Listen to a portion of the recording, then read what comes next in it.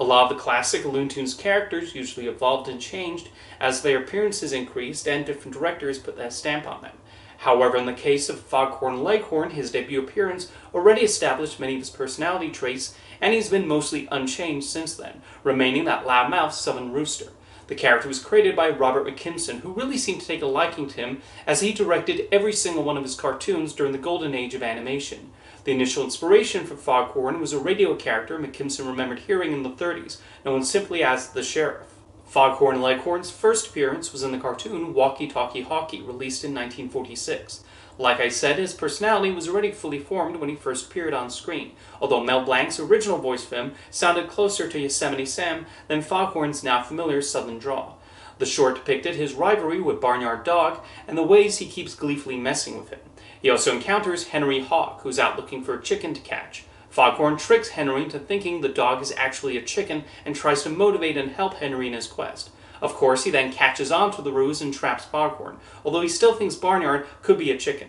This cartoon would receive an Oscar nomination for Best Animated Short, and from that point on, McKimson would usually direct 1 or 2 Foghorn Leghorn cartoons per year. Some months after the recording session for Walkie Talkie Hockey, Kenny Delmar started playing Senator Claghorn, a Southern politician, on Fred Allen's radio comedy show. Claghorn also got his own movie in 1947, titled It's a Joke, Son. Also, fun fact, Delmar was part of the cast of Orson Welles' infamous War of the Worlds broadcast. Anyway, this character would heavily influence Blanc's voice for Foghorn, and some of Claghorn's speaking style mannerisms would be incorporated into that cartoon rooster. The premise of the cartoons would usually involve Foghorn dealing with Henry Hawk or Barnyard Dog, serving as an adversary against them. There were times when he would launch into a pep talk, and said pep talks would eventually become his most defining feature, along with his various southern phrases and his affinity for the song Camptown Races. Another recurring character in his cartoons was Miss Prissy, who he keeps trying to woo. Her son, Egghead Jr., will become another part of Foghorn's life on the farm, depicted as very intelligent, but Foghorn mostly just tries to get him to participate in what he considers manly activities. While he did not venture too far outside the farm, a few familiar Looney Tunes characters did show up on occasion. Sylvester appeared in Foghorn's second cartoon, Crowing Pains, and Daffy Duck shows up in The High and the Flighty, where he takes advantage of the rivalry between Foghorn and Barnyard. Like many of the other Looney Tunes, Foghorn often partook in violence, and sometimes he would get his just desserts by the end. He always saw himself as the smartest animal on the farm, although Henry and Egghead showed an ability to outwit him.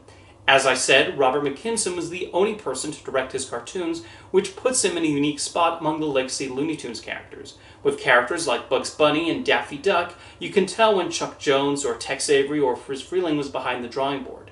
But with Foghorn, he seemed to belong exclusively to McKimson, and for whatever reason, Jones and Freleng appear to not have any interest in using the character. He would continue directing Foghorn Leghorn cartoons until Banty Raids in 1963, although he would make a quick appearance in Bugs Bunny's final classic-era cartoon, False Hair. Robert McKimson died in 1977 from a heart attack, knowing he's 66 years old, much to everyone's shock. Foghorn would then be regularly used in a number of Looney Tunes-related productions. He appeared as a caroler in a Friz Freleng-directed segment of the television special Bugs Bunny's Looney Christmas Tales. He was also used in a segment of another holiday-themed special, Daffy Duck's Easter Egg Excitement, and had a voiceless cameo in Who Framed Roger Rabbit.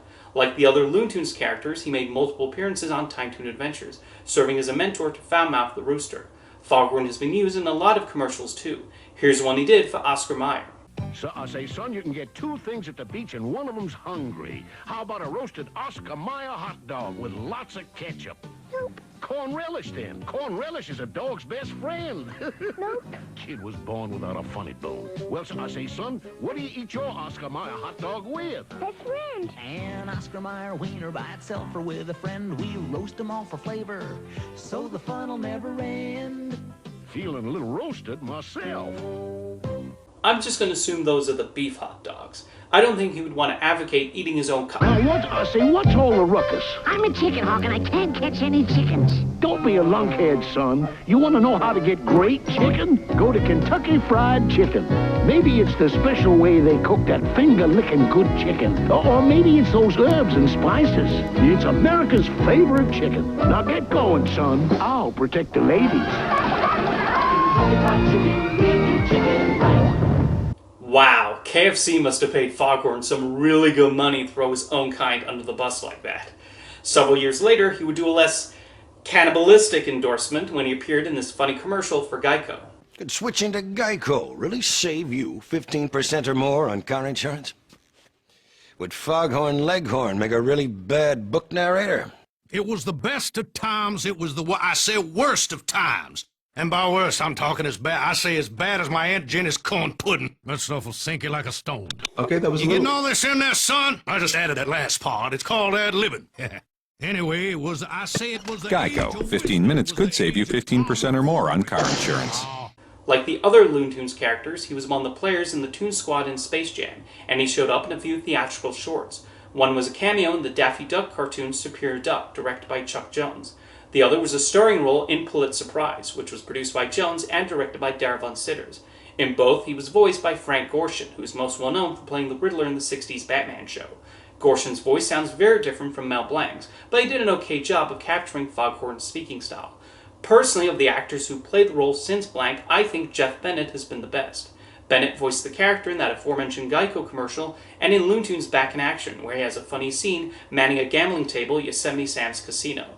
Jeff Bergman has also taken a crack at the role a few times, including in the Looney Tunes show, where Foghorn was depicted as a billionaire who takes a liking to Daffy. He even cast him in a biopic he's making of his own life, although the production turns into a disaster. Foghorn would take on a more antagonistic role in the movie Looney Tunes Rabbit's Run as a general in pursuit of an important flower. He would make several appearances in the Wabbit shorts, where he seems to have multiple businesses. Eric Bauza is another voice actor who's given Foghorn a go, most notably in Space Jam: A New Legacy. And while he may not have many lines in that movie, Bauza does a great job of capturing the spirit of the character in the few we do hear. Goofy's official voice actor, Bill Farmer, has taken a few trips to the Warner Brothers lot to voice Foghorn as well. He recorded some of his lines in the first Space Jam, along with a few video games. However, his most well-known role lately was not one created at WB. He's been turned into an internet meme where he does his famous pep talk to Japanese anime characters along with some other cartoons. It's a genuinely funny and amusing meme, and I think part of the reason it works is that you can so clearly hear his voice in your head when you read them. Eric Bauza even got in on the action by recording some of these. I myself came up with one, although not involving anime. Instead, a famous Sesame Street scene came to mind. "Now listen here, young lady, that there pet you got there is a rock. I say that's a rock. It can't eat cookies, it can't think, the thing can't even talk. Now stop making your furry red companion go cross-eyed over this here piece of stone." Is it any wonder Foghorn Leghorn has become such a lasting character? Robert McKimson, along with Mel Blanc, and storymen Warren Foster and Ted Pierce, took the loudmouth Southern gentleman stereotype and cleverly applied it to this big rooster who literally sees himself as the cock of the walk. And yet he never goes too far into unlikability and managed to stand out in his own way among the Looney Tunes. Whether appearing in his own cartoons, commercials, or creative internet memes, he has certainly earned his place in Warner Brothers animation history. See you next time.